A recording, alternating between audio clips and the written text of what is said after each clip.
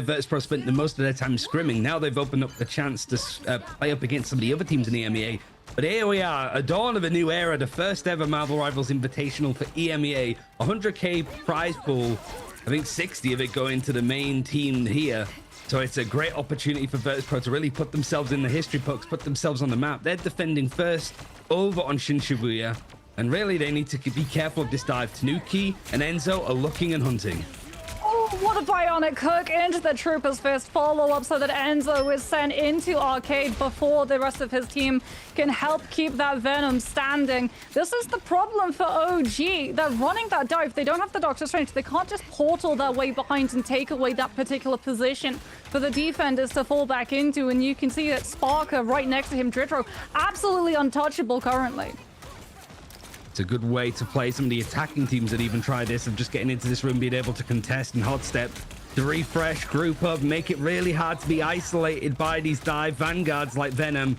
So Sparker farming up the kills, does have that Kraken's impact. It's going to come out relatively early. The slam hasn't quite hit, but it has warded away OG that have the sort of soft reset, which is going to buy them a little bit more time on the point for Virtus.pro, who have built up both their support ultimates. That Fate of Both Worlds over on Luna Snow, and Saipe on the Invisible Woman having the Invisible Boundary.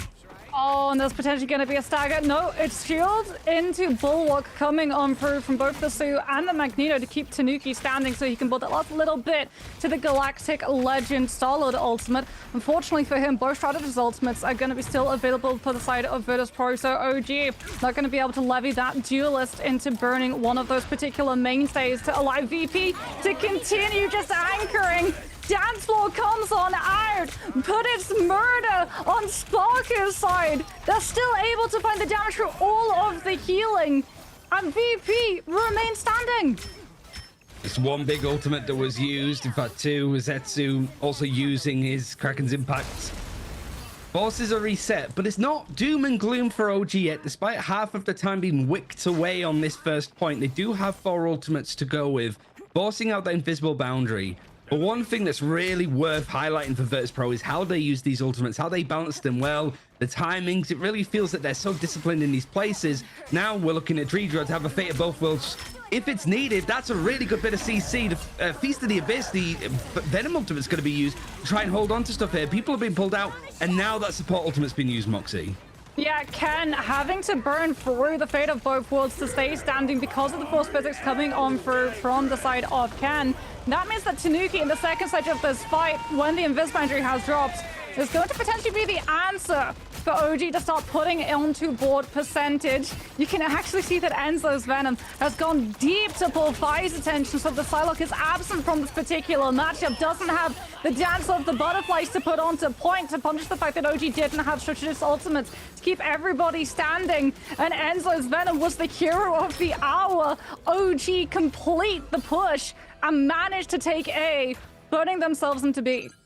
Yeah, Tanuki just sitting pretty, I think, with a Galactic Legend. Enzo forcing out both those support ultimates. It's 89% for Saipe. He obviously used it in the fight just before Enzo dove in with his ultimate. But Tanuki, once he had that security that he wasn't going to get shut down by support ultimate, that lock-in is so good at being able to clear up some of these fights. The backline is going to be under a lot of threat, and this is a very early fight for Virtus.pro to be taking here.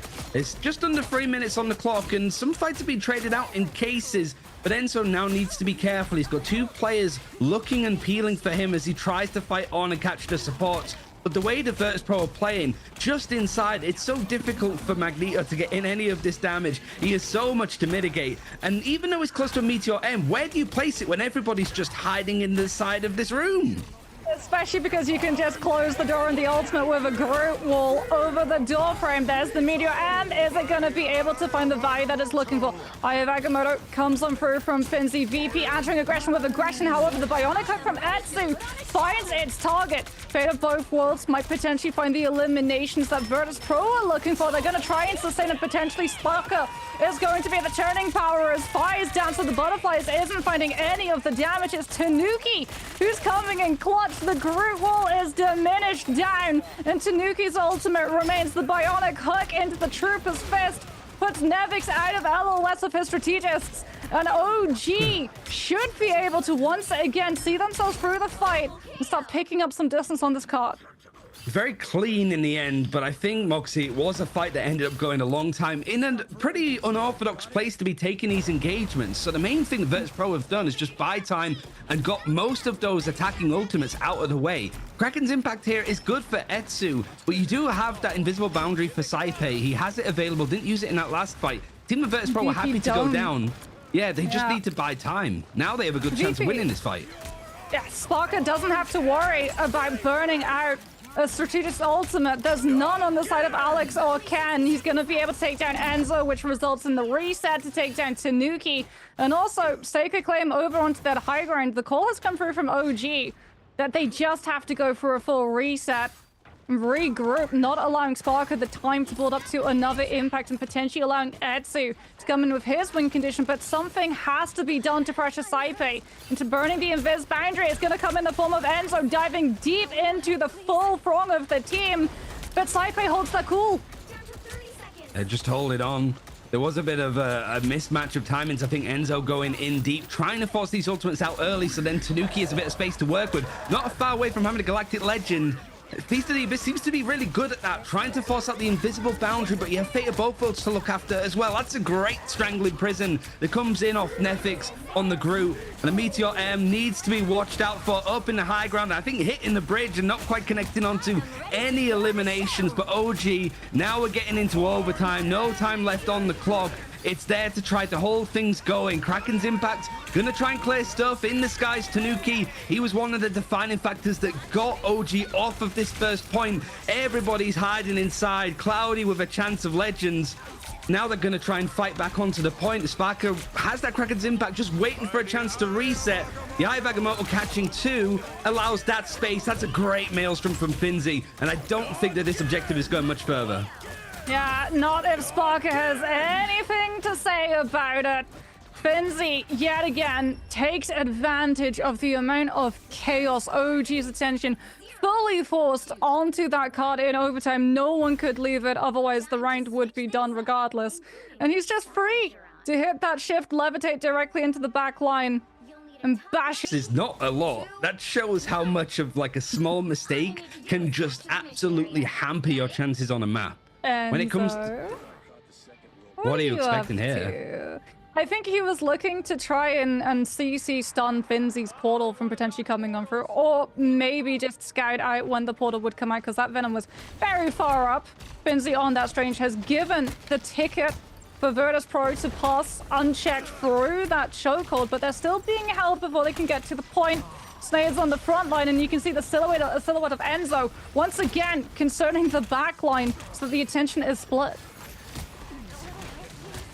So far, it's just both teams taking chunks out of each other. OG playing this map twice, haven't won on it so far.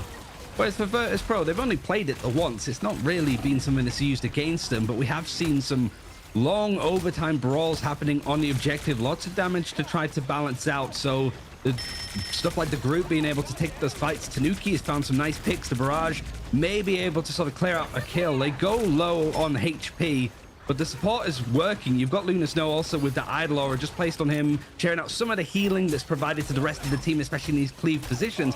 But Virtus Pro, even though I think they're a player down in this engagement, now it's maybe reset at this point. They are making progression on this objective, and that's a great catch for Sparker. He gets pushed back by the Invisible Woman, gets a hook, and pulls Etsu out of this team's support. He gets isolated. Yeah, Galactic Legend comes on through, but Virtus Pro just disengaged and get the Bionic Hook onto the Venom. Enzo forced to burn the Feast of the Abyss just to keep himself standing as he goes deeper and deeper away. Finzi's going to take full advantage of that, as well as Nevix getting to just wall off and isolate all of these players on the side of OG. And you pointed it out perfectly. OG have so much mobility open to them, but dive is really sporadic. It doesn't have the same staying power as Finzi and Nevix do on the Strange, on the Groot. So all Virtus Pro had to do was just keep themselves present on that point, and OG would have to just drift in and out of the fight as their cooldowns came online and back away when they were waiting for them to reset, something that Virtus Pro were able to absorb fully, and already getting an opening pick onto Etsu and potentially onto Enzo as well. If the CC is going to be there, means that they don't have to worry about OG getting to just swing the fight into their favor and burn the time bank the way that Virtus Pro took advantage. In fact, VP are taking no prisoners. They're investing all of the ultimates to make sure they snowball. They just found that pick early onto OG is the main thing. And OG on this defense a bit in freefall. No ultimates available to them, so a Tangling Prison Kraken's impact combo makes this a very open and clear fight. OG, it's easy to isolate them as well when you've got Sparker that can thread these hooks through the eye of a needle. Catching out an out of position Venom or even the likes of Tanuki is easy pickings. There goes Enzo. There's one of your main tanks. And now it's OG, potentially this final fight on this first map. And they're a player down, needing that tank to sort of absorb some of this threat, this pressure. And you don't want to be using these support ultimates before the support ultimates of Virtus Pro. That's the key thing.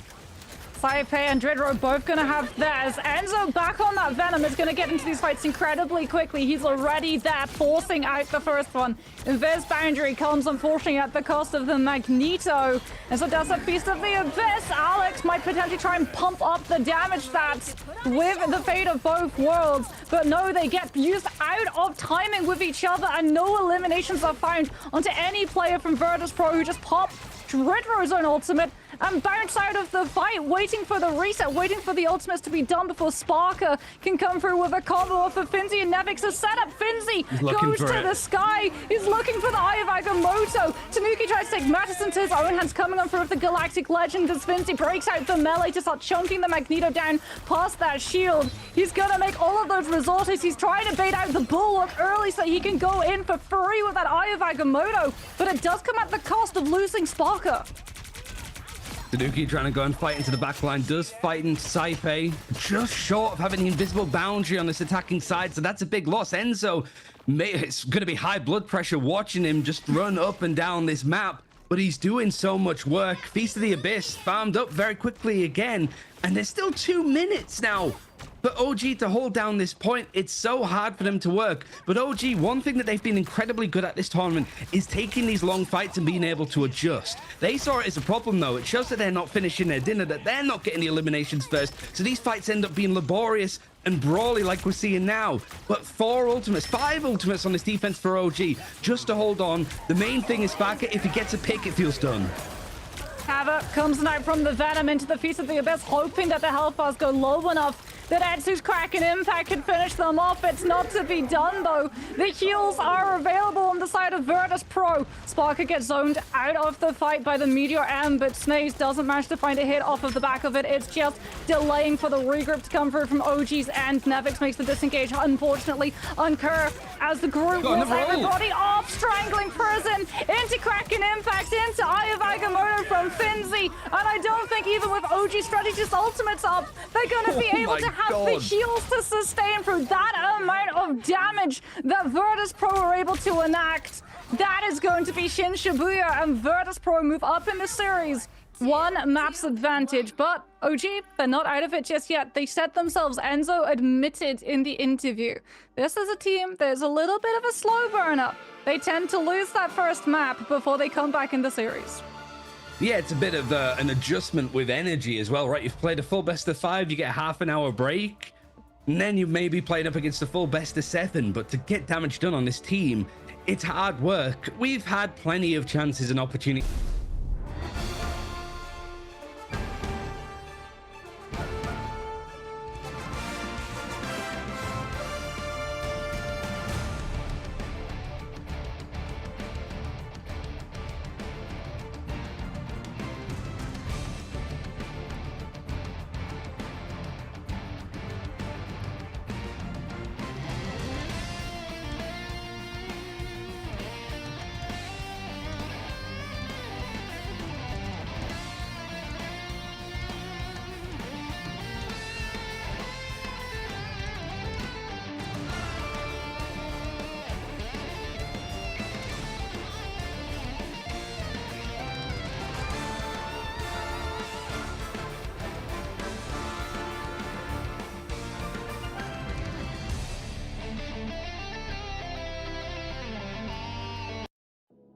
They looked like a different team entirely, so hopefully the synergy and coordination is going to be there now that we head into the second map of the series. Potentially the warm-up has been done. Tanuki already going to be getting very aggressive, just trying to scout check where exactly Virtus Pro are going to be popping on up, specifically where Sparker's position is, to relay that information to Enzo so that he avoids that area of space as a huge hook lands onto Ken. And the Invis woman, unfortunately, is not able to avoid the follow-through damage.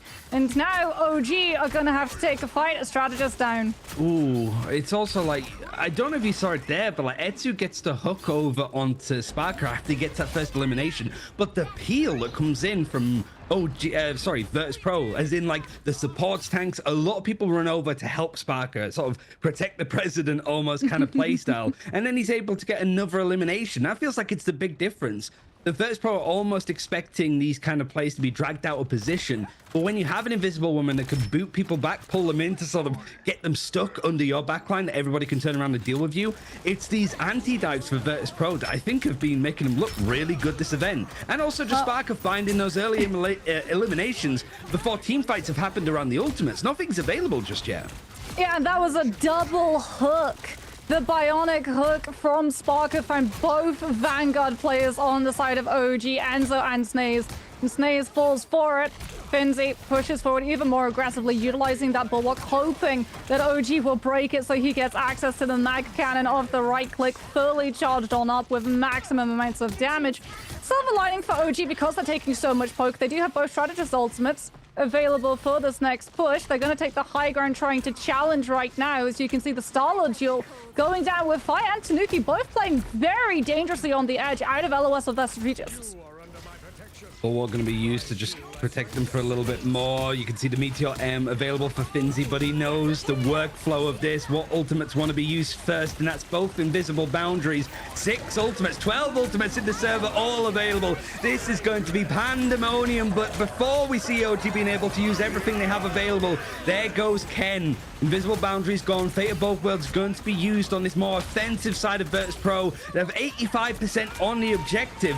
OG poked up all of their ults, but it's only allowed them one fight potentially on this point, Moxie, and it's a clean, swift win for Virtus Pro. I don't know if there's going to be a chance at all for OG to contest this one.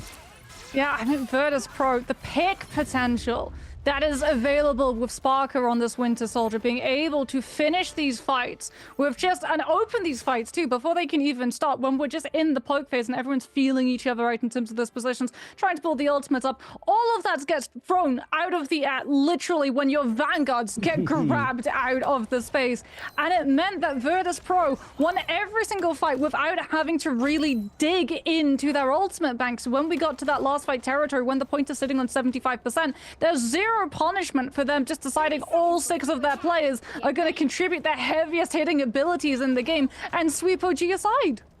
Oh, look at that. No eliminations onto Virtus Pro. Flawless so far. Nevix really showing up on the Groot here, to the point that Enzo has to switch across. Whether that's because this next point, Moxie, is more akin to what playing Groot is and how you can get the most out of it. But I also think that his Venom is just getting shredded right now. I mean, the Venom has no way to stop the bionic hook coming through from the Bucky. All you can do is try and survive the aftermath if you're that Venom. So Enzo's gonna go over, like you said, to that group, provide a couple of more additional ways to break LOS, break the hook, if Sparker is able to find that opening that has been the win condition for Virtus Pro in terms of just holding on to all of the economy. They've been budget winning every single one of these duels, and it can't be allowed to happen again. All 12 ultimates in that final fight were used, so nothing is available as of right now, as progression does carry over from one part to the other. It sounds like I'm being condescending. It's not because I don't think that all of you guys watching are silly. It's because my mum's watching, and I want her to know what's going on. But OG actually winning a really nice fight here. They go on the offensive. Tanuki finds 2 or 3, and it does allow OG some actual progression over onto this point. Virtus Pro looking to reset. It's trying to attempt to be stalled out here from Enzo. So good stuff to get 10% on the board. You are farming up some of these ultimates, but mostly for your supports. Enzo, the switch over to group seems to be working thus far, at least. Yeah, he's going to have Strangling Prison into this next fight. Nevix likewise is going to have the ulti. Saipe and Ken both going to be sitting as well on the invis boundary. So it's all going to be about Snaze with this Meteor M. If he can shut down Strategist ultimate on the side of Virtus Pro, OG are going to be having a real advantage into this next fight. 20% before the map moves as well. So potentially if Virtus.pro don't commit soon, they could find themselves falling afoul of the shifting door frame. Out of the way they go. In comes Enzo with the Strangling Prison directly into the Invis boundary. Are they going to be able to find the damage to stick through the amount of healing though? As Sparker is just waiting hungrily. Etsu already burned the Kraken impact. It didn't find the picks that it was looking for. And Sparker now gets to answer back with his own. Alex is trying to keep everybody alive with the fate of both worlds. Dridro is trying to take everyone down with the damage boost capability to boost Sparker's potential. And Virtus.pro, it's going to cost 62% off the point potentially. But they should be finding the staggers and the point flip now. Yeah, now looking at support ultimate Street Draw, just using our fate of both worlds. I mean, it's still a quarter of the way making it. That's how much damage was healed after that main engagement and halfway for Saipe. So I'm looking over at Tanuki's Galactic Legend on this Star-Lord. If he can find a good timing, if this is some way that OG can actually get in and take these fights early, it'd be nice. But you can see that Enzo just in the top left of your screen, chunking health right now as both DPS duelist ultimates for OG are coming online.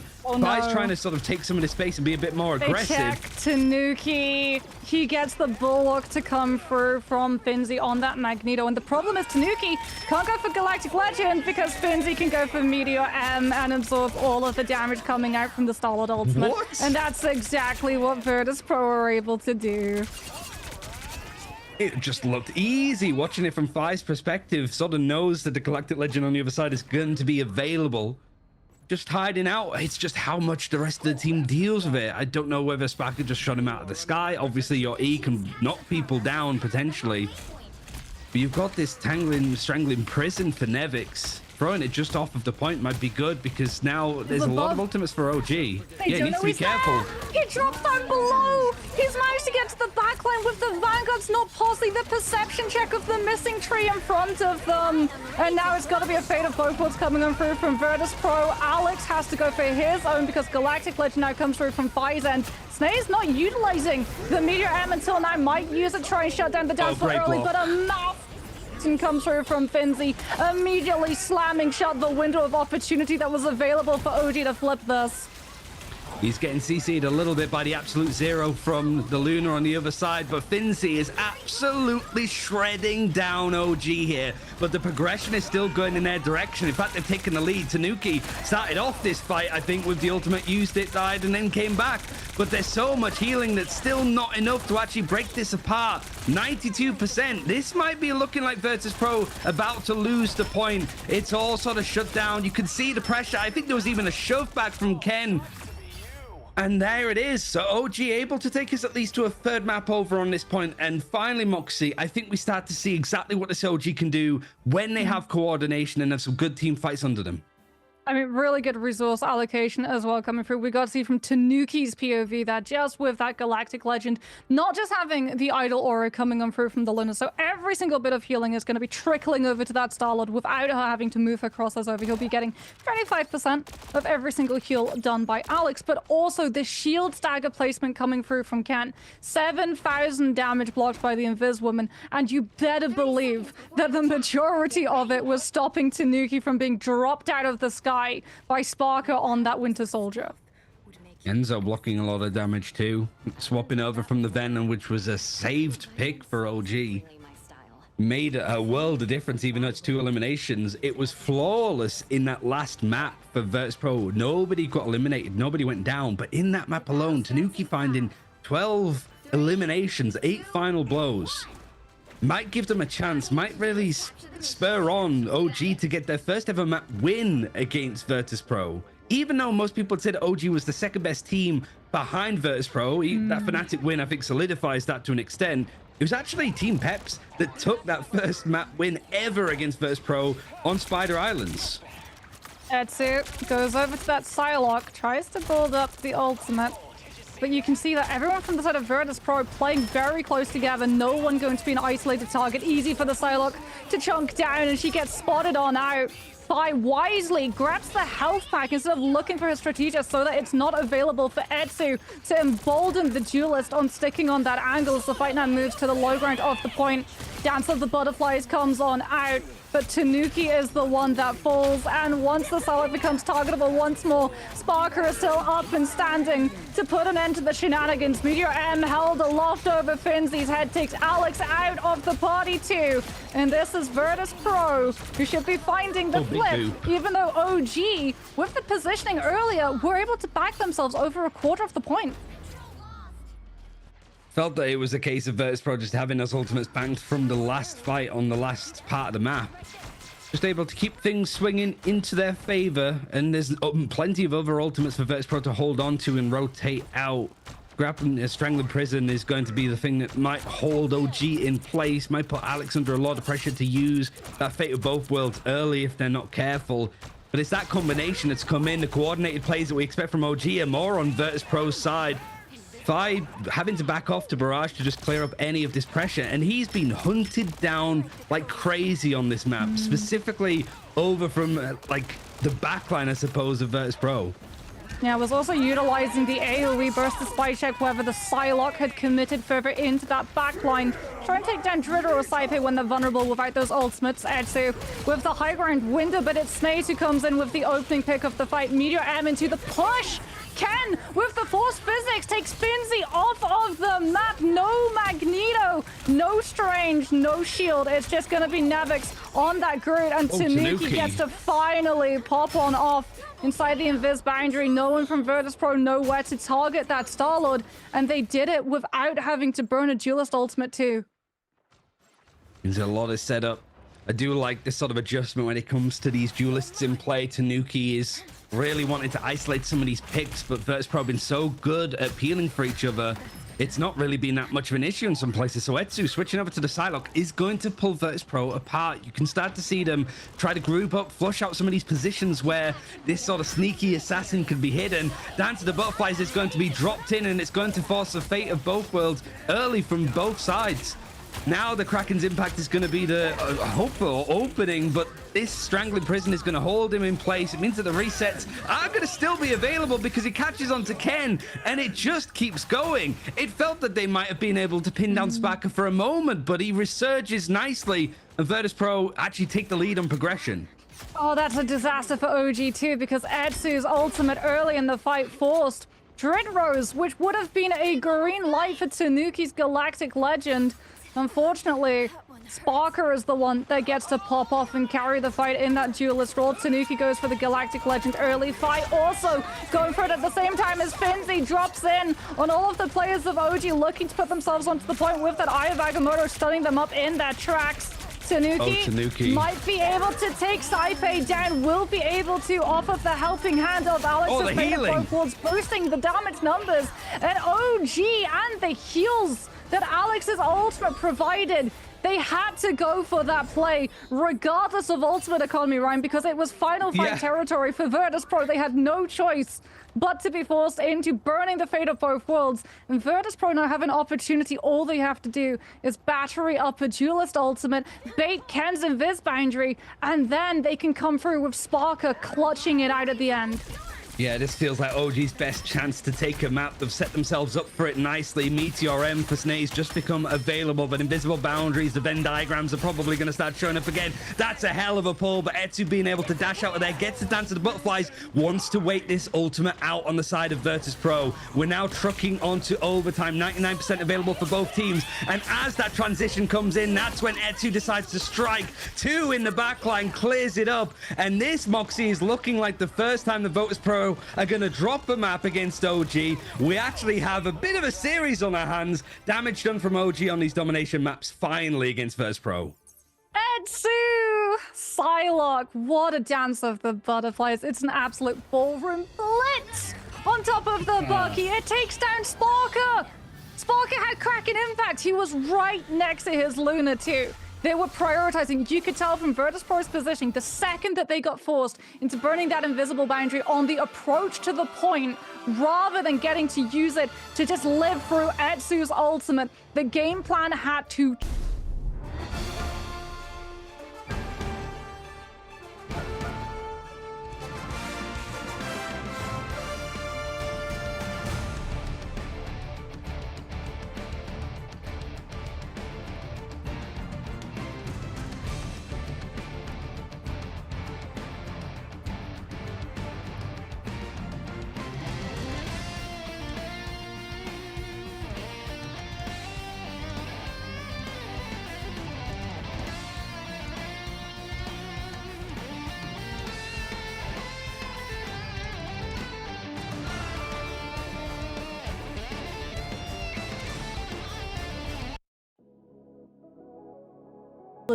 but it also is a little bit of a double-edged blade given the fact that those Winter Soldiers, the enemy Winter Soldiers, can achieve a reset of a Kraken impact off of just taking down one of your copies, which no amount of Strategist Ultimate is going to leave standing.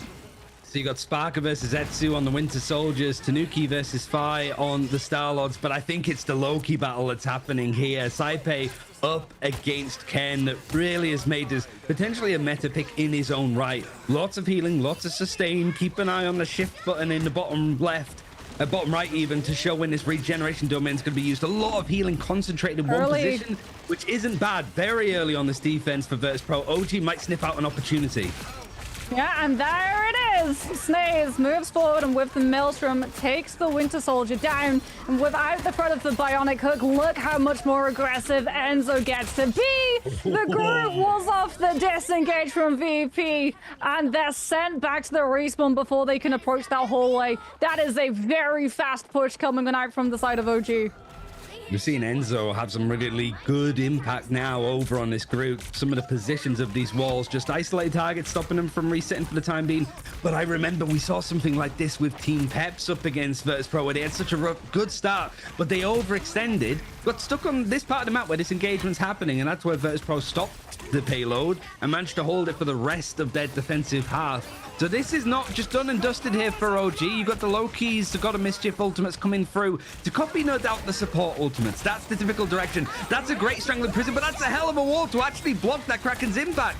Everybody's grouped up, and the wall just shuts that down for a second. Don't know if the resets are going to be coming in on the other side now, as OG are forced to use both of their support ultimates, but they still lose their main tank of Snaze. A stun coming in onto Etsu and Enzo means that they're still able to stay alive with just all of the sustained healing coming in from the Luna ultimate. But Virtus Pro taking control back of the payload of the high ground and forcing OG to soft reset. And Fi sniffed out the potential off angle that Tanuki wanted to set up. Potentially gets taken into an outnumbered fight too, because you could see Finzi there just in case he needed to help out his duelist win that particular angle and controlled that lane. Both of the Star-Lords looking for the Galactic Legend. It's going to be Fi actually who pulls his immediately, trying to win the 1 versus 1, but it's not going to find the value until now. Huge Eye of Agamotto from Finzi means that no one can dodge out of the follow-through damage, and Fi with the Eye in the sky has the position to take so many of those players low, and Virtus Pro capitalize on the low health bars and finally send OG packing.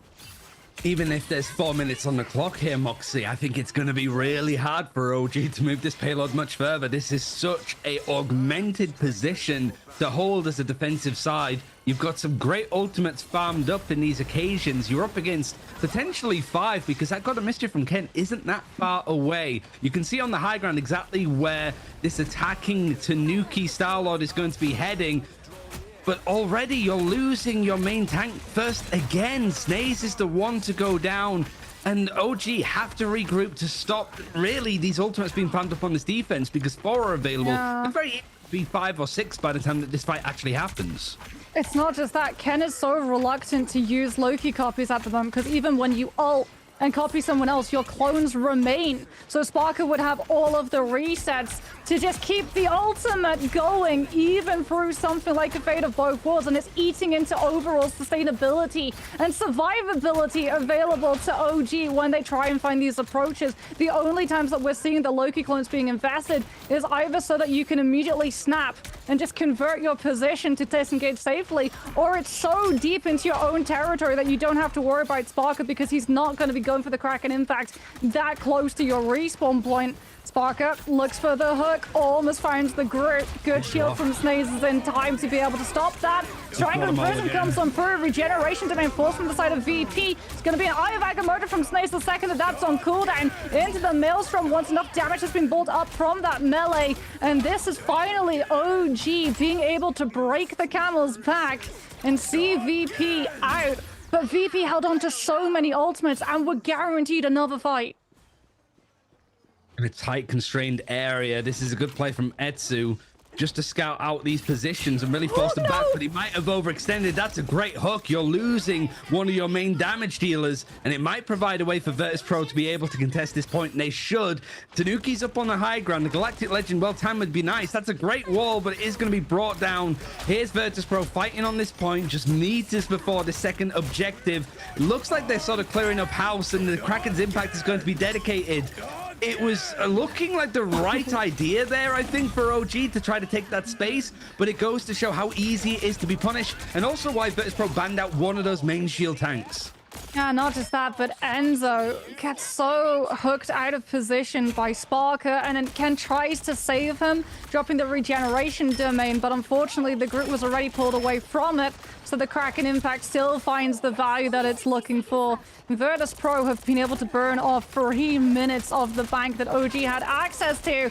Galactic Legend is still in the cards. Finzi goes in deep with an Eye of Agamotto. They're going to try and find the eliminations through the fate of both worlds that Ken utilize to dodge away from the CC with the immunity frames on that dance floor setup. Saipe, make sure that everyone still stays standing with the regeneration domain, and Sparker has done enough damage that he's already got another Kraken impact. And Ken, with no choice, unfortunately, had to use the copies to keep everyone standing from the side of OG, which means the Sparkus resets are going on and on and on. And look at the spawn room doors. Finzi has been able to portal block off OG's exit from their own spawn for a further 10 seconds. And with only 12 left in the bank, I don't think anyone's going to be within time to tap.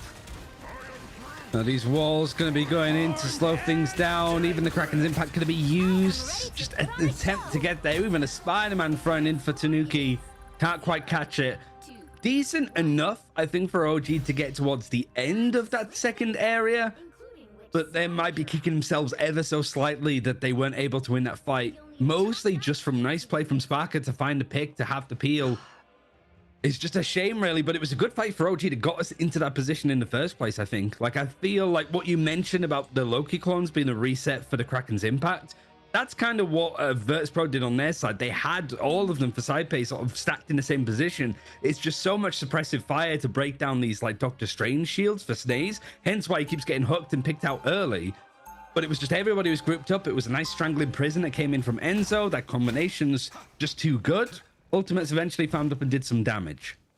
Yeah, and I mean, Tanuki has also been kept away from being able to do a lot of what the Starlord on the attack wants to be able to do, right? Fi was winning the lane control fight. Granted, he was the defending Starlord. It's a lot easier to already have a high ground position as opposed to poor Tanuki, who had to burn a lot of that fuel on the bank, just being able to get into a position to be able to see his opponent. And now that advantage is going to be granted to the other side. It is going to be OG up for the defense this time around. Can they find more success? Because that push that they were able to achieve through A was incredibly quick. Virtus Pro not going to be opting for any cheese strategy either. We saw a little bit of the rocket, but it's literally just for the cookie to come on out. There's no Punisher shenanigans with the infinite ammo to melt through some of these Groot walls early. So that's just going to be matching blow for blow upon these corners, and the Groot walls making all of this main road an absolute labyrinth for the Vanguards to have to pick their way through. Just also doing a little bit of sort of support work and also damage as well to anybody that's close once the Groot is also present nearby it. These Maelstroms have actually been really nice from both strangers to find that burst to break through this just constant sustained support meta, right? The double ultimate combos too that are coming through by just chunking through the barrage, doing a similar sort of bit of work. And this is looking like a very quick and clear point for Virtus Pro to be taking. It's only the God of Mischief that they were farmed up with on Saipe. OG wanted to try to group up. They will have their portal to try to contest this again. But it's whether they get a good opportunity here. There's really not much of a chance to jump in, but in the nick of time, Moxie, they're here to fight. Comes at the cost of the regeneration domain, though. And it is going to be echoes on the battlefield. Fate of both worlds parallel now. Kraken impact comes on through. Going to find the eliminations Etsu was looking for, because Sparker's got one of his own too.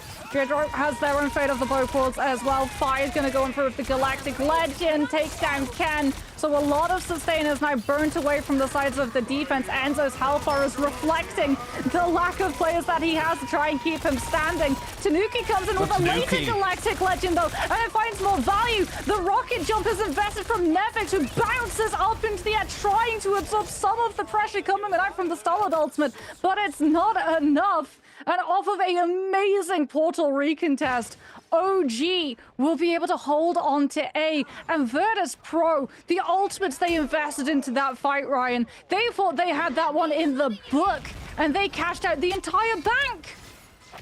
Barker at least having a Kraken's impact, both of them available actually for these Winter Soldiers. And that was looking like a dire fight for OG. They lose one of their supports first, but it was some good Eye of Agamottos that came in for Snaze catching two, and most importantly, Finzy's not catching anybody. That's where the Tanuki ultimate came from, just to clean up house, a bit behind when it comes to ultimate progression. But it worked out in that sense to just wait out a lot of the support ultimates and then catch them by surprise. Now, however, another Strangling Prison's in place. A lot of them have been hitting and playing nicely. There's the hook combination and the Kraken's impact. Slamming down from Sparker, finds two eventually, three in total. This is looking like now Virtus Pro can take this first point. They'll have a bit more time on the board, but OG did well to really stem the bleeding, because that could have been a very swift first point loss. Yeah, Sparker is able to pick out the actual Ken amongst the clones, and Ken dips into his right click to just get a little bit of self-sustain, but unfortunately that drops the clone directly at the location, giving Sparker another reset. Now he's looking for the hook, almost manages to find it as well. The Groot walls having to be put up as quickly as they're burnt down, so Sparker doesn't once again pick someone out of position. Strange Shield being battered down. There's a sore lack of presence though for the defense over towards that right side. Virtus Pro have noticed it. They're probably going to try and get Pi into a position to capitalize as Sparker gets to utilize the Trooper's Fist on the shift to put himself through the window pane and hook onto the Starlord, so Tanuki's opportunity for the Galactic Legend is entirely denied. It's a cleanup here. The first elimination found. You do have to copy the God of Mischief. That's what the fate of both worlds is, but they're matched on top of each other. Dreedra having to use his despite being a player down. Eye of Agamotto coming in from Finzy from distance. I think only catches onto one. Again, these aren't quite hitting. Coming from the high ground to maybe get in and surprise. There's less shields and less stuff to block it, but you've got the walls that are a constant threat and pressure. OG winning out the fight in the end. They do have Galactic Legends on either side. We have to look at support ultimates. Ken 24%, Alex using Fate of Both Worlds at 8. Not much to match what might be coming for Virtus Pro. I mean, Nevix as well has Strangling Prison, which can be all of the setup necessary either for a huge follow-up into Galactic Legends, or being able to play them all in for that Kraken impact from the end of Sparker. But if it's going to be an early hook coming through from either Buckies, that can blow this fight wide open. Ultimate economy be darned. Snaze attempts to hold Virtus Pro back, going on through with a Maelstrom, trying to catch them as they come around that corner. Just buying time for the ultimates to come into play, but Tanuki gets taken down in the meantime by the Luna from the other side, and that's going to be Virtus Pro. They've seen their opportunity. They're going to go aggressive. No holding on to the ultimates. They want to win this map right now before OG have any chance of recovering. You can see Finzy already spinning the finger round and round. The portal will come out towards the spawn room before the defenders can pick their way onto the payload. There's Dreedra that also has the Fate of Both Worlds, and I said, oh no, because Ken had just got his God of Mischief online. The contest has to come in, but walls are in the way. Is it going to actually be able to be touched? No, it isn't. OG tried to go in for the fight, and it was shut down. Damage done against Virtus Pro, but not enough in this position. They've only lost 2 maps. This is the map that they chose afterwards, and it's 2 wins off the back of it. 2-1 lead in this best of 7. Moxie goes Virtus Pro's way. I mean, Virtus Pro, they have such a good understanding of the map. Like you said, you can tell how long they've been playing this map. It's been available since beta. It was one of the first maps that dropped when Marvel Rivals released its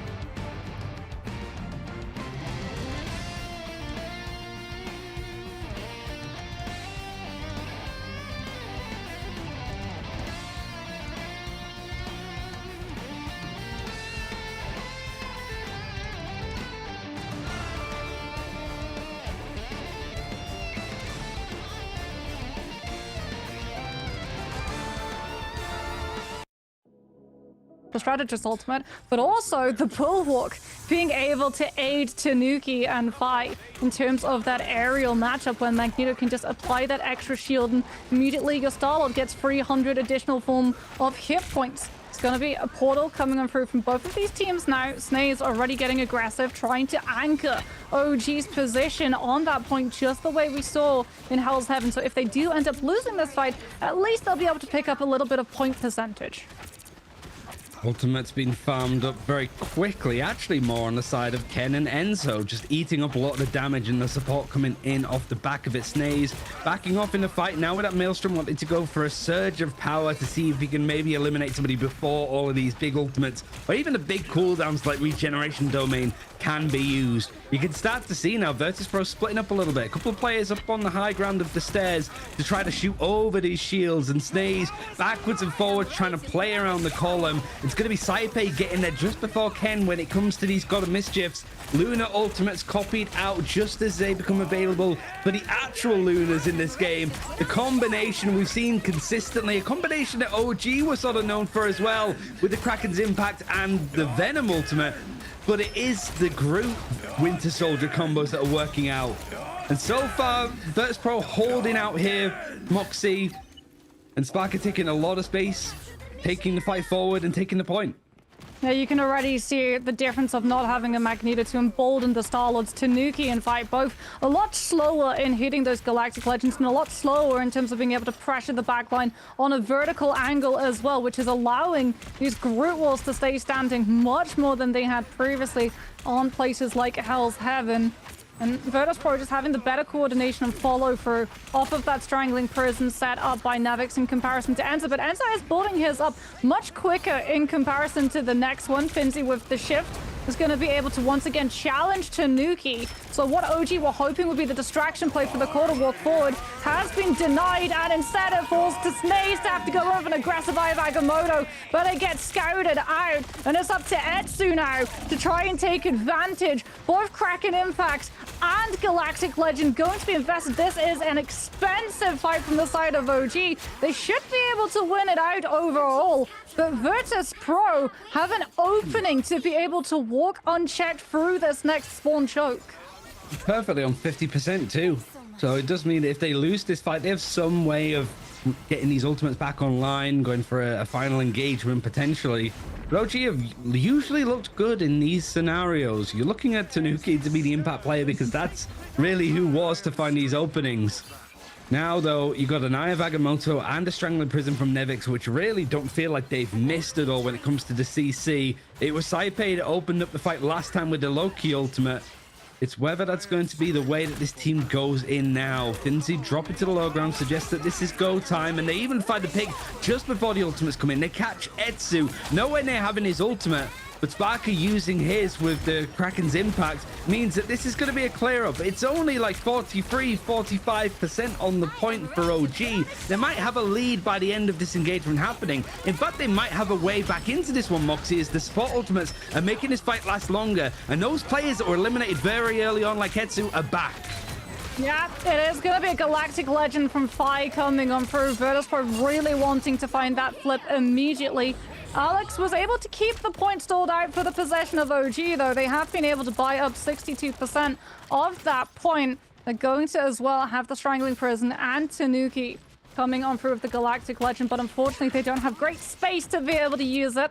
Virtus.pro very understanding of the ultimates. They're up against, and a huge hook from Enzo grabs them into the middle of the team. Saipe finishes him off. And unfortunately for OG, now that they're down the Vanguard, the one person that had the ultimate that could have stopped Virtus.pro from getting aggressive, they're going to lose any stalling power of stopping this other team from getting aggressive.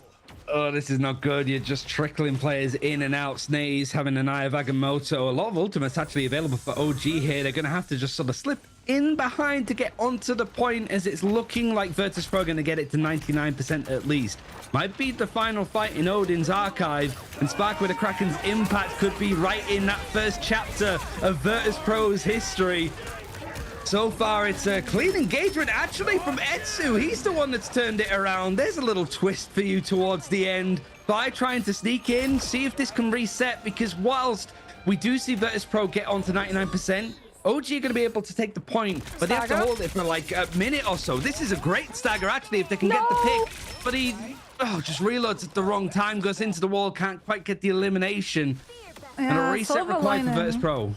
Silver lining was Alex was taken out of the mix. It was Ken with the God of Mischief who was able to copy the fate of both forwards, and that was why Tanuki and Atsu were both able to do much more damage in comparison to their counterparts. It's going to be an Eye of Agamotto comes on through from Snake. Stuns up 5, 9% away from the Galactic Legend, but Dredro fails the Star-Lord out. The Duelist survives because of the fate of both forwards, which is still going to be sounding on off. Alex gets second, though, so that's going to be lasting much longer, and Tanuki goes directly into the back line, trying to pull and split Virtus Pro's attention so they can't keep themselves anchored on that point as overtime starts to come on through.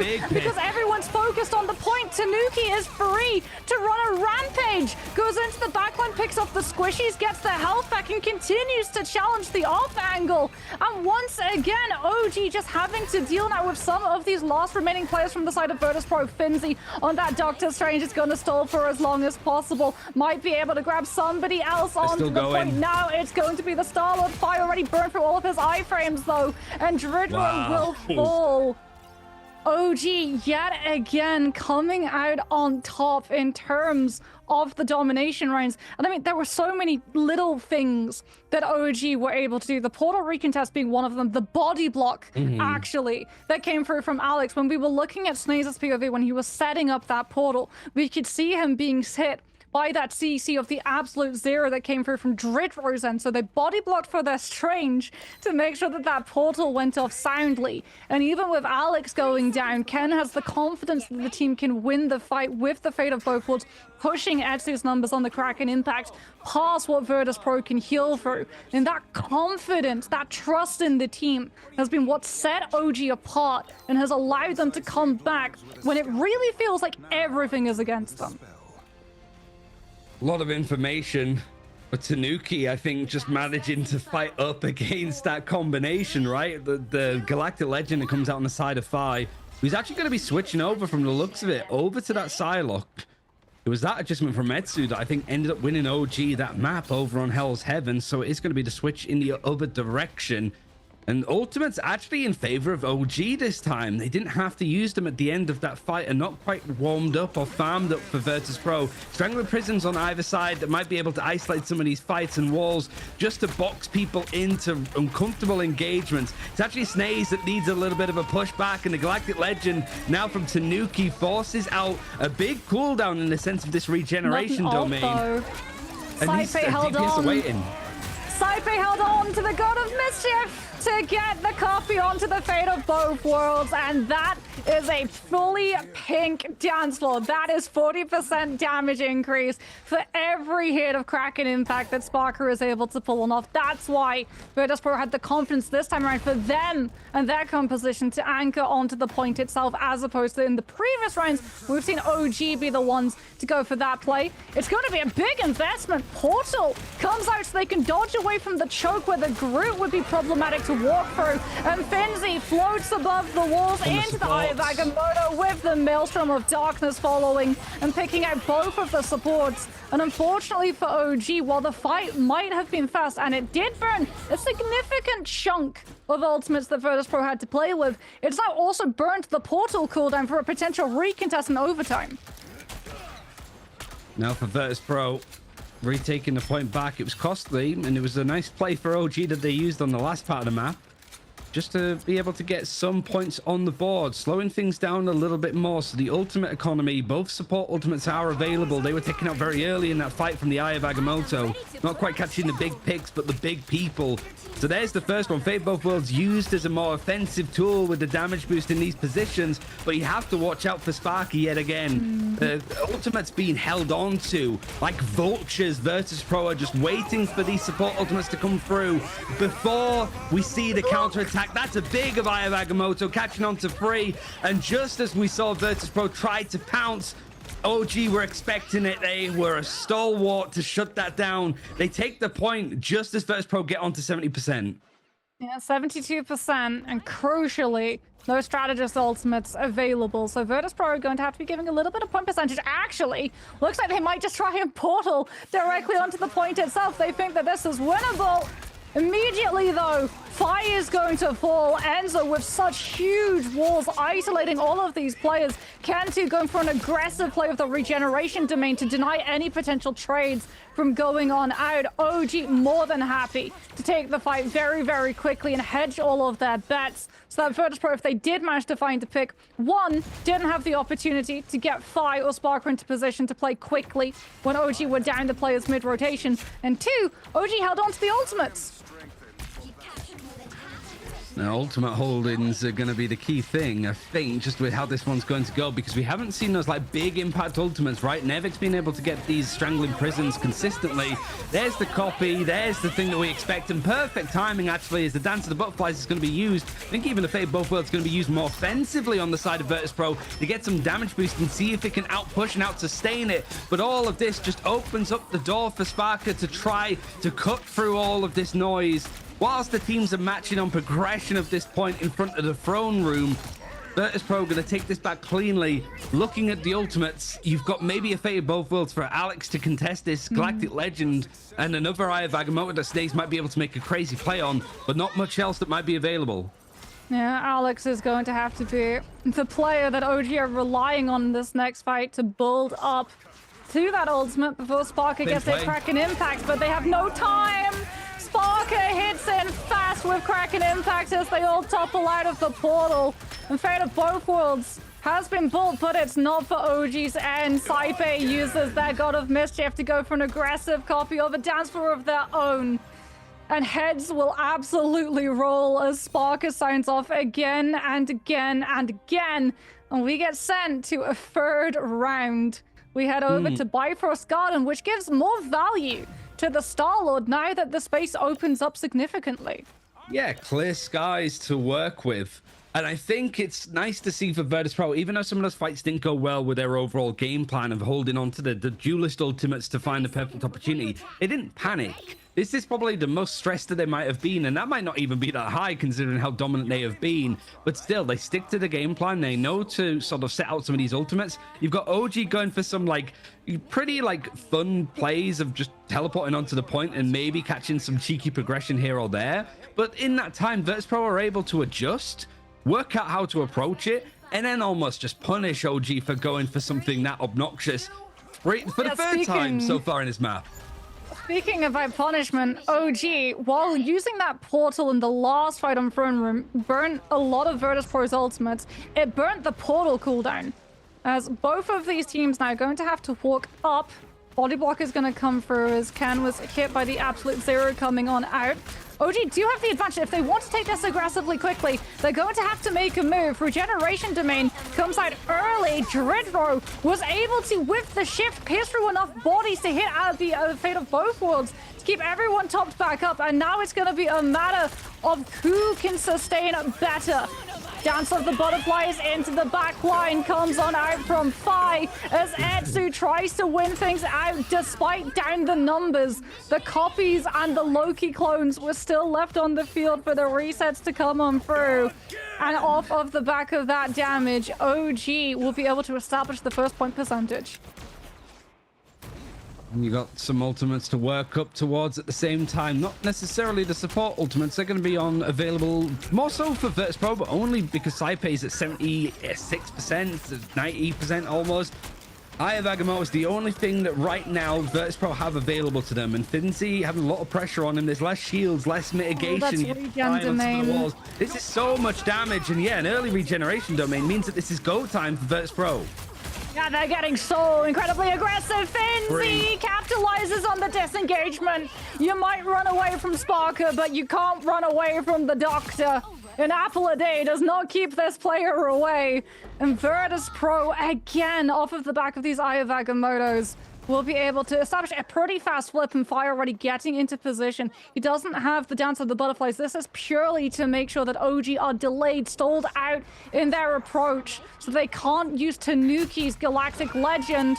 but it's actually going to be a portal play that comes on through. They bypass the Psylocke scout check, and now it's up to Sparker yet again to catch them as they come through the portal, because OG Oh my God. banked on the Loki copies through the portal, safeguarding that landing, and all it did was safeguard Sparker's numbers. So many resets come through from the Bucky, and we're down to another fight.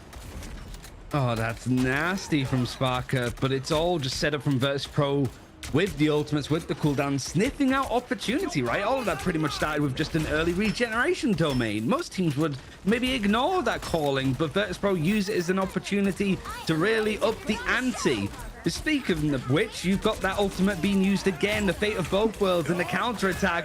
The Kraken impacts are getting their money's worth for both sides, but this time it's Etsu swinging things around pretty cleanly. It didn't seem that Virtus Pro were really that happy to dedicate many bits of utility or ultimates to that fight. They were happy to just give it up because they still have the lead with progression and good ultimates on the way. Yeah, OG very much okay with investing all of their ultimates, knowing that Virtus Pro didn't have access to anything that could have stopped the aggressive play. Will be able to find a flip, and now they've got Alex with the fate of both worlds to be able to stall through any duelist ultimate that comes on out from the side of Fi. God of Mischief is going to kick things off on the side of Virtus Pro. Fate of both worlds, but no! Disaster! Etsu finds the hook with the Bionic, but doesn't find the Trooper's Fist follow-up. And the wall from Nevik stops any potential damage that could have been done to the Vanguard. There's an opportunity for Virtus Pro to take. OG are also going to try and find their own win condition because they've still got that point percentage. Tanuki with the iframes on the Star-Lord is still standing, still up in that sky. And with some of these players from Virtus Pro falling, it now comes down to a potential scout check. Can OG figure out where exactly the Psylocke and the Starlock can pop up? No. Can they take them down before they can tap on and activate overtime? Yes, they absolutely can. OG are the first team ever to pull not just one map from Virtus Pro, but two. In a proper series, in a best of 5, that would have won it, but the best of 7 means that more needs to come out to play here from this side of OG. But it's the domination maps again that are finding so much success for them. And as we were highlighting, it was a clean up for Spark and the rest of Virtus Pro, but Etsu, it's just in those clutch moments, this map game mode is made for...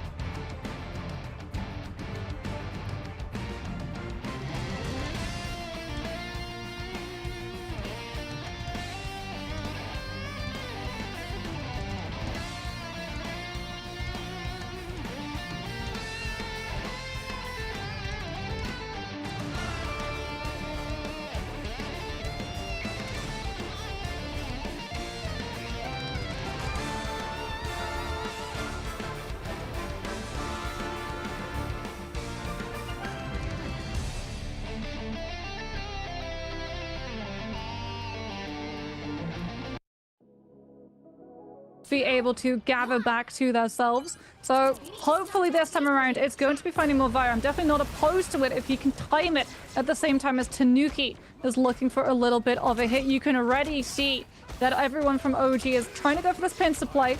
Both the Venom and actually the Wolverine and Bucky going to be taking to that left side so that Virtus Pro feel very much overwhelmed in all of the angles. Force Physics could potentially stop Enzo from getting safely back to his team, but the shield for the Venom is still going to be available, and he's only going to be battering up for Ken and Alex instead. Virtus Pro were doing this a lot on Shin Shibuya earlier as well, just sitting in the inside areas, and once this dive tries to come through on the side of Enzo, he's going to be pulled out of position, sliced down. Regeneration domain is going to keep him alive, and Tanuki is actually going to keep that pressure cooking on the side. That elimination opens up this space a little bit more, and Enzo finally finds that feast. He went down to what seemed like 50, 40 HP, but that support that comes in from the Loki, again from Ken, means that they're able to keep alive some form of a fight back here for Virtus Pro. But much like Yggdrasil's path, Moxie, it feels like they've dissipated this first point rather quickly. Yeah, Fire's gonna be going over onto the Storm, so we are gonna be seeing the damage boost as well as speed amp potential coming on out for the defensive side. And remember, OG do not have one, but Etsu can still try and hook fight out of the air, both with the Bionic and also with that E. Invisible Boundary is going to be invested from the side of Dredro. Snaze holds on to the Meteor Emissar, trying to attempt a counter to it. Nevix with a 4-person clobbering time, but Etsu is able to get Fi out of the sky, and he's still going. Sparker looks to take his mirror down and stop the Kraken impact mid-ultimate, and he's been the hero of the hour previously. Virtus Pro might be able to hold on to this defense off of the back of his heroics yet again. Oh, and the Feast of the Abyss actually is helping out Snaze get the catch over with the mag cannon, diving in to clear this point up. And Virtus Pro, really for the first time in the series, looking a little bit out of sorts. It was a good fight back, some crazy shots that came in from Sparker, for example, whilst you got Etsu diving on the point with the Kraken's impact. But a very quick time. I am getting sort of deja vu for what we saw in Yggdrasil's Moxie. Like, this could be a really good time set here for OG. But if they lose a fight in the middle of this map, they can get stuck here very quickly. Fire's going to have an Omega Hurricane, but Ken on that Loki is going to have access to the regeneration domain, so they don't have to worry about building up an ultimate to supplement the damage it can output. And it's also going to be scouting and keeping Nevix's position, looking at the Venom rather than setting up for the clobbering time, which comes from now. Regeneration domain comes out. This is the go time for Fi. Regeneration domain has been taken out. The Storm now utilizes that Omega Hurricane, collapsing onto the Loki and behind. But in the meantime, so much time was spent. Ken was able to battery up the Goddess of Mischief and just copies his Invisible Woman to get the boundary up. And Fi's ultimate finds nothing. You got Invisible Boundary now to allow Dredro a push up and a fight if they want to, but I don't think any ultimates want to be dedicated here. It can just be banked up on this defense for Virtus Pro. It's a position where Herbie's stuck just right under this high ground. Feels like Virtus Pro, how are they going to position? How are they going to leverage this part of the map where we don't really see the payload stuck all that often? Tanuki wanted to try and come in from that left side approach. Unfortunately, takes a lot of attention fire from the members of Virtus Pro. By entirely uncontested currently, as Sparker is the one keeping everyone on OG's attention. That Kraken impact demands you to look at the Winter Soldier, and Storm is able to take advantage of the chaos that ensues. Virtus Pro will retain control of this defense, still have this high ground too, which is going to be problematic for Tanuki. Try and find an opening. Any single time that he goes for a feral grab, he's either going to be pushed away by Dredro with the force physics, or Finzi could just aid the Bulwark. He's going to get grabbed out, but the Bulwark is there for the Magneto's own benefit, and Finzi just hops back to his team. Look at all this peel. You got the Venom trying to dive in, low targets, but good healing with the Invisible Woman being able to shoot through people and cleave it out. It means that if you group it up, regeneration domain, it's all the same. Just instead of being picked apart, pulled apart in different directions and hunted down into sort of these back alleys on the sides of the map, you just group up and out-sustain all of the damage coming your way. With no Lunar Snow either, you don't have the damage boost with those ult combinations. So it does mean that Virtus Pro can sit pretty. No ultimates dedicated in that last fight. They're sitting on almost 5, both support ultimates that were used in that final big fight where Virtus Pro regained control. Almost available again. Snaze is going to go for the Strange, just to potentially portal everybody, so they can try and contest this high current approach. Tanuki and Etsu just denied the distance to do any sort of impact with these duelists. This Ken does have the God of Mischief. Saipe is building up to one of their own, though, and in terms of ultimate economy, it's strongly in Virtus Pro's advantage currently. God of Mischief kicks off the fight at the beginning. Omega Hurricane from Fight cuts through the entire team before joining everybody in his backline, catching the Doctor Strange at the same time too. And Fizz Boundary now comes now from Dredro's side.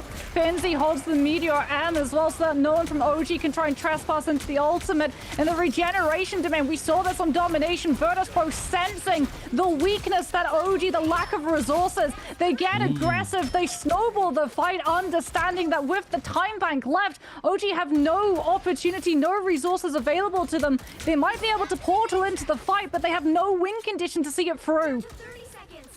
No ultimates really available yet on the defense either, outside of Saipe having a God of Mischief. Don't think the portal's going to be an option. They have to just do it by foot the old-fashioned way.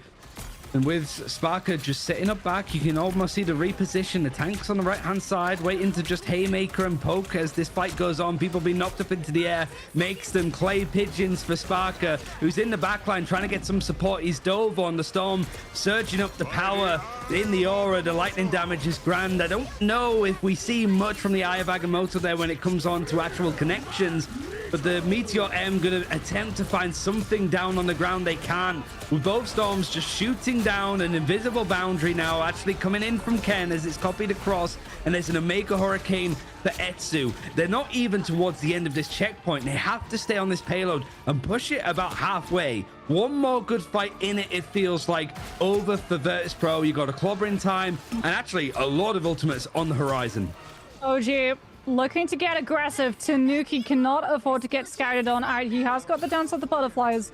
But like you said, Virtus Pro have a lot of stall potential. The respawn's so close. Clobbering time from Nevix entirely unblockable. Omega Hurricane is going to start putting a lot of chaotic in terms of the overall positions, forcing everybody to have to hug that payload and invisible boundary. Nevix is going to get an absolute yellow brick road to come through the clobbering time if he feels like it, but they might not need it. Sparker takes advantage of OG's forced positioning. The clobbering time hits the entire team, and right into the backline the Bucky flies again and again and again. And it just felt like the swaps that we saw coming out from OG's side were just a little bit too late. The Storm and the Psylocke found so much value finally being able to push them through from the choke because, you know, Psylocke has stealth. She can literally just bypass all of your scout checks and pop on up behind you. Storm could finally contest the high ground and potentially put some threat into Fi, who was just cleaving away everybody who came through that first hallway. But it came out so late that Virtus Pro could just hold on to their ultimates yet again. Feels like even though we're seeing different maps, the game modes themselves are telling the same stories, right? Domination going the way of OG, but these full convoy maps, whilst we're seeing Virtus Pro lose the first point quite quickly and in a more surprising fashion, they always tend to regroup, readjust, and are able to actually hold on to the payload in really difficult positions to hold on to, right? In the middle of that second area. One good fight from OG, but they're low on time. Means that it's just before that second checkpoint on this map in Midtown, the Virtus Pro have to push it too. So now there's a chance here for OG to do some work, right? This is a map that we've seen them pick themselves actually in series against LG, but it was a map that they ended up losing, mostly because of this first point and how quickly they lost it themselves. Right, well, Ryan, put the kettle on. We're gonna be stuck watching absolutely nothing for the next 10 seconds because Sneeze went for the portal block. I do like the fact that they're prematurely breaking a lot of this terrain so that Virtus Pro can't get surprise angles against the players of OG on that defense. But going for that portal block play, even though you're holding close, means that you can't go for a portal recontest if you lose this positioning early on. As we can see, Enzo just having to avoid all of that chaos coming through from Finzi, who got a little bit of team-up synergy from the Scarlet Witch out of the gates to start supercharging up to that first meteor ramp. A lot of damage cleaved through with the E, and the hook attempted but blocked, I think, by some of the shields that we're seeing from the Strangers. There's a lot of damage being taken in the end from Snaze, and actually Ken being able to grab up a very quick God of Mischief. Like you mentioned, there wasn't really much action for the 10 seconds, so the fact that this ultimate is out and available already is quite surprising. He's going for the flank play. Land the hook, but he did actually put enough paranoia into Saipe that the regeneration domain was burned. However, Virtus Pro still finding the eliminations that they're looking for. It's an attempt for OG to hold on to their space. Invisible Boundary is going to be making it a little bit harder for Virtus Pro to walk in. And then Alex is going to be double layering it on up, but it's going to be echoed by Dridro's own regeneration domain. It's going to come through from the side of OG's Alex. Saipe is going to have access to theirs in the next couple of moments, given how early it was baited on out. And Dredro now with the force physics gets aggressive, grabbing onto those Vanguard players, potentially managing to catch onto a couple of staggers too. It's going to clear on through to try to put OG into bad positions. They're really just trying to regroup and contest this towards the end, but you can see the Virtus.pro scaling up nicely. They're finding the picks, but they're actually being traded out better than you might expect. The contest has to happen here, and on lower health with tanks, and Omega Hurricane having to come through now actually on this defensive side of OG. It isn't enough to stop this juggernaut trucking on through for Virtus.pro a good amount of time, similar to what OG were able to do. But I have to imagine that they know better. They're taking this space preemptively to not get stuck in the same spot that OG did.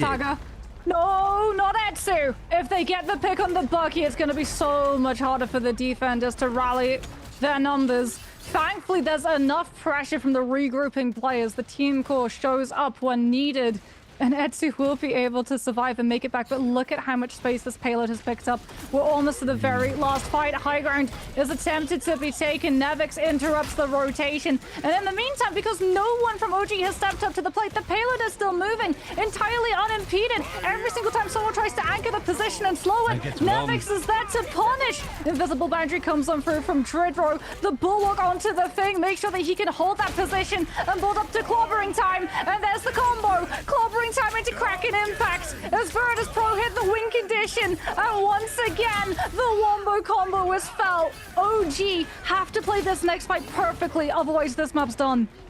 It's a tight window that OG had available to them, right? It felt that they had the ultimate advantage, but like you mentioned, they were sort of in and out of that engagement. They didn't know if they wanted to fully dedicate, and in that time Dridro builds up an invisible boundary and the payload makes it past that awkward choke. The high ground becomes less useful and OG kind of gets shuttered off. Virtus.pro still with less than 3 minutes on the clock, able to just back up a little bit more. See, that invisible boundary was used from Alex, maybe wasted potentially. Etsu having a Kraken's impact, it might be all to play for that, or it could be tournament point on the horizon for Virtus.pro. Emea Hurricane is on the board for fire. No strategist ultimate to shut it down. It's going to be the Meteor M to stop the approaching team from capitalizing on the space that the storm can create. Instead, Tanuki trying to build up to the dance of the butterflies that he can keep himself, and that damage continued on the payload. But Finzi's Meteor M is the slam dunk Virtus.pro need. And unfortunately, Psylocke bought the ultimate. But as we've seen in the past, Ryan, having that ultimate, if you don't have another player left on the actual point, is going to do absolutely naught. And Virtus.pro will be able to take Midtown. And I'm guessing what we're going to be seeing popping up on the next map is a return to domination. We're more than likely headed to Burn into T'Challa if OG have anything to say about it. The fireworks might be going off soon for Virtus.pro as they found themselves 3-1 up, 3-2, sorry, actually, in this best of 7. One more map and they will take the Marvel Rivals Invitational Grand Final. 40k prize pool, main brunt of it, 100k.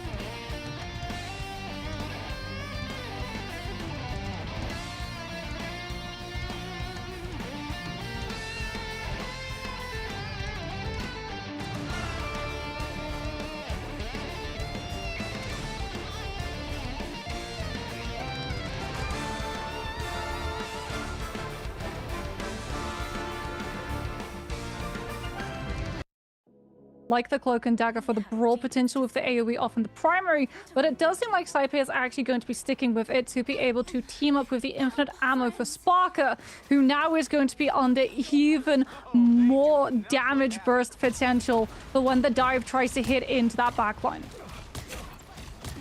Right now, Snaze just sitting on the point, not being afraid. You got some support that's coming in from Enzo up on the high ground. On that Venom might be unleashed to find these dive timings, but it's hard work at the best of times. Denzi finding the first elimination of this map and maybe the last map of this tournament, full stop. onto Etsu of all people. It means that Sparker has a chance to try to catch up when it comes to the damage, even getting the eliminations. 5 flying ahead means that whilst the ultimates aren't quite available to lock in for either team, that's still a pretty clean fight for Virtus.pro to win out. Yeah, and it started so well too for OG. A really good force physics pull onto Finzi, forced Virtus.pro to have to try and peel for that Magneto, but there's just so much burst damage. Saipe saw Enzo trying to knack the dive, dropped the Z, and Sparker got access to a faster firing rate and infinite ammo to be able to chunk down the Venom's health pool before Tanuki could lend a helping hand. And now with Virtus.pro in control of the point, they can get ready to disrupt the engagement before OG have the position to take the dive. Now Finzi trying to sort of peel for some of the harassment. A dog barking up a tree is what Enzo looks like right now, trying to shoot the Star-Lord out of the sky. He's always perpetually on sort of 40% of his health, but he's still going up until now. That combination, the extra little bit of ammo and the fire rate that comes in from the ammo overload combination with Rocket means that he clears up without even needing to use that Kraken's impact. And it's going to have solar resurgence, but that's not going to be a lot of healing output. Saife did have to sacrifice the Seer. That's why that fight was so short and so one-sided. Everyone from Virtus.pro was tethered to that Cosmic Yawn, was getting amplified 40% of their damage input. And OG in the past have been more than satisfied to bank up 6 ultimates and then come to the table to play when they absolutely put everything on the line. You can see Virtus.pro trying to make sure that they're positioned very split and scattered so that those multiple ultimates aren't going to catch each other. Finzi playing outside of the invis boundary, also making sure to act as an interruption in case OG try and counterplay it early. The 5 ultimates in the server at one point, and 3 were dedicated, maybe 5 total, I think, from OG, and it's just the one elimination to their name. Tanuki's rather late, not belated, but just well-timed Galactic Legend, but 5 manages to hold out a little bit longer, waiting for all of these defensive ultimates for OG to drop before they reach to the sky. And they take down everybody on OG's side. There wasn't a contest. There wasn't a flip. This is just 0 to 100% on the side of Virtus.pro. They must be feeling eager. OG may be free-falling because they don't have that support backline to rely on. I mean, Spark is just feeling unstoppable. Like, the dive does not have the burst capabilities of melting an entire team in one go. You have to pick a certain player to just push all of your players onto, like the Venom and the Star-Lord and the Psylocke. We saw the attempt come through. It worked in the past when that particular swap came out. It didn't work this time around. But unfortunately, like, everyone from Virtus.pro is just taking full advantage of how telegraphed that dive was. Poor Enzo. I mean, the amount of damage that he was just eating every single time he showed up to that fight. You can see it in the amount of damage that Spark has done, like 5,600 output by the Bucky. I guarantee 75% of that was directly onto that Venom. And it just meant that OG never really got the dive off of the ground. Yeah, only 2 eliminations that went on to Virtus.pro that map. That might feel pretty damning, but if I remember correctly, that also happened on the first point of one of the other domination maps, and then the reverse sweep came in from OG. But it feels here that they don't necessarily have the tools to work with. There's the cloak and dagger that's actually coming out from Alex. Whereas, I imagine, I know that Line Pro's watch partying this. I imagine he's pointing at the Rocket Raccoon being like, this is why we banned it. I'm not crazy. There's a legitimate reason to take this character out. And Virtus.pro sat on this till the very end. Yeah, Alex, like you said, going for the cloak and dagger, the double shield. Snails and Enzo both going to be playing a lot more stacked together, so that AoE dagger heal on the primary with the 8-meter radius is going to be felt so much more effectively and building up to that first eternal bond. But VP's Nevix is going to be the thing that gets felt for the most part on OG's end.